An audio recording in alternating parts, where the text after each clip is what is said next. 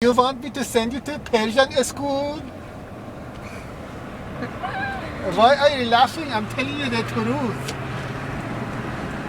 Do you want to go to Persian school? Well, you're going to go whether you want it or not. How's that? Put that in your pipe and smoke it.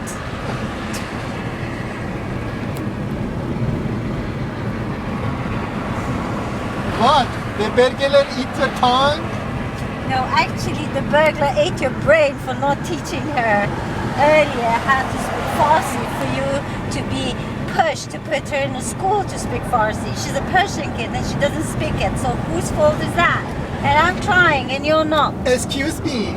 You don't even speak English correctly. You speak English like the British. Oh, yeah. Those damn British people. Oh, yeah. And how do you speak it? Those damn British peoples. Oh, yeah. And you do it so perfectly, don't you? Of course, my dear. I speak British in perfect English.